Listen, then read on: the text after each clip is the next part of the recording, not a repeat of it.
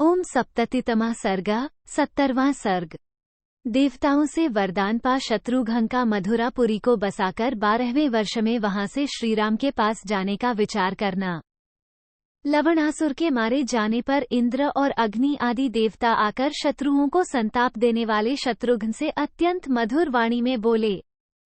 1 वत्स, सौभाग्य की बात है कि तुम्हें विजय प्राप्त हुई और लवणासुर मारा गया।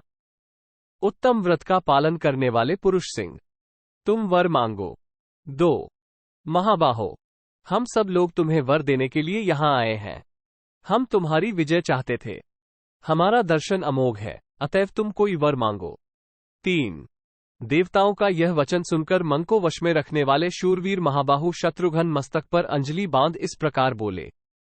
4 देवताओं, ये देवनिर्मित रमणीय मधुपुरी शीघ्र ही मनोहर राजधानी के रूप में बस जाए, यही मेरे लिए श्रेष्ठ वर है। 5 तब देवताओं ने उन रघुकुल नंदन शत्रुघ्न से प्रसन्न होकर कहा, बहुत अच्छा, ऐसा ही हो।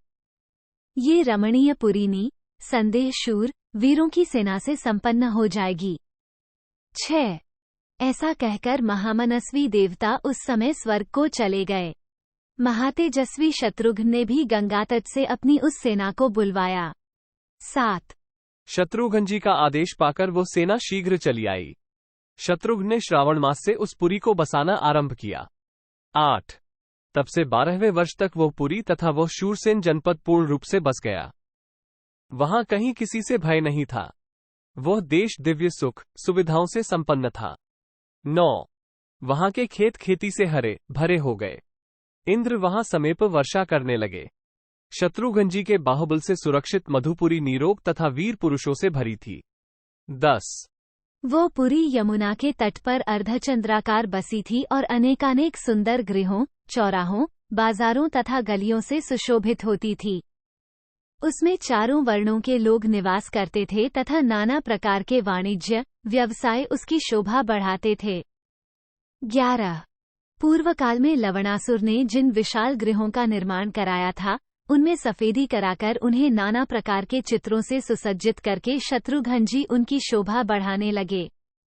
12 अनेकानेक उद्यान और विहारस्थल सब ओर से उस पुरी को सुशोभित करते थे। देवताओं और मनुष्यों से संबंध रखने वाले अन्य शोभनीय पदार्थ भी उस नगरी की शोभा वृद्धि करते थे। 13 नाना प्रकार की क्रय विक्रय योग्य वस्तुओं से सुशोभित वो दिव्यपुरी अनेकानेक देशों से आए हुए वणिकजनों से शोभा पा रही थी। 14 उसे पुनर्तः समृद्धशालिनी देख सफल मनोरथ हुए भरत्यानुज शत्रुघ्न अत्यंत प्रसन्न हो बड़े हर्ष का अनुभव करने लगे। 15 मथुरापुरी को बसाकर उनके मन में यह विचार उत्पन्न हुआ कि अयोध्या से आए 12वां वर्ष हो गया, अब मुझे वहां चलकर श्रीरामचंद्र जी के चरणारविंदों का दर्शन करना चाहिए।